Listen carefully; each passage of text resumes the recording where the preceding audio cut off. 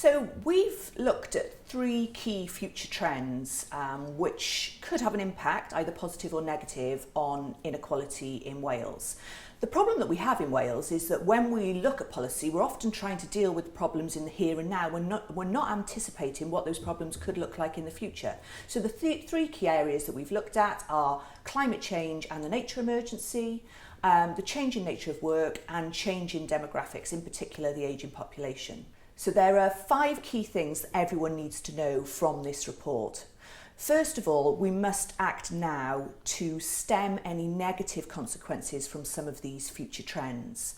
The changing nature of work, for example, could be a significant opportunity with many people working from home, people being able to make use of automation and artificial intelligence, but it could also impact on job losses for those at the lowest end of the labour market.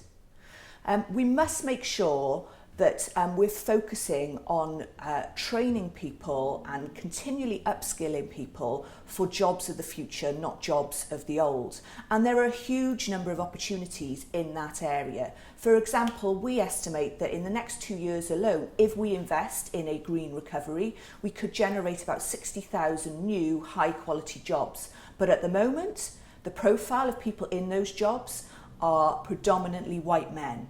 So we need to be making sure that we're targeting our investment and specific skills programs to those furthest from the labour market, disabled people, women, Black, Asian, minority ethnic people, to make sure that we're using that opportunity to tackle inequality rather than exacerbate it. The third point on climate change is that those who are least responsible for causing climate change are the ones who are likely to be hardest hit. We know that during the flooding in the South Wales valleys and other parts of Wales in the last number of years, those people who are in our poorest communities, who are least able to afford insurance and the cost of putting things right after flooding, are the hardest hit. In Pontypridd alone, it's estimated that it's going to cost 180 million to repair that area after those floods. We know that 245,000 houses in Wales are at risk of flooding, and we know that the Welsh Government are already spending millions and millions of pounds to try and mitigate flooding and prepare for flooding defences, and that's only set to get worse. So when we're thinking about what we need to do to tackle flooding, we need to direct our resources and our thoughts towards those who are the most vulnerable. Number 4.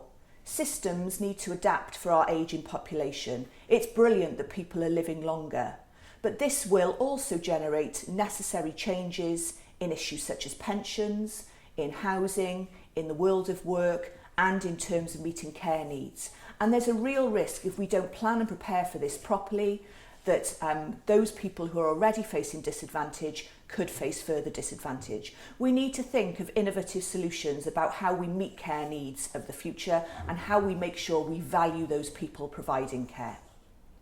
Number 5, equality duties are not a separate thing to your duties under the Wellbeing of Future Generations Act. We have a goal which is for an equal Wales, and so we must make sure that we're integrating our thinking and our planning and our acting on equality through the Equality Act, the socio-economic duty, with the Wellbeing of Future Generations Act. And we must make sure that we're thinking both about addressing current problems and future ones. So public bodies need to be working with these future trends in terms of their planning and acting to address inequality, but they also need to be working with communities who have got their own solutions for the way in which we can address these long-term future trends. We've worked with communities in Llanrwst, in particular the Llanrwst Flood Action Group, and Ysgol Bro Gwydir, who have developed with Taylor Edmonds, my poet in residence, a poem to describe their experiences. Emerging from winter.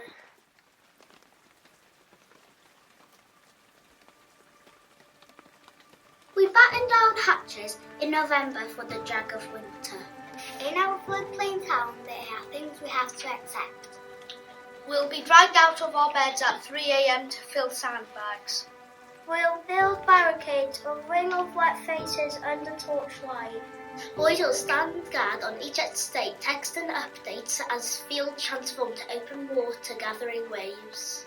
We'll become isolated Our roads grow currents, sludge, train tracks hang from trees like rope bridges. We'll pull together as we have before.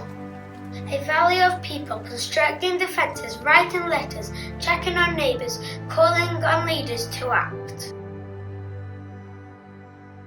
We'll emerge a march with weather-beaten bunting.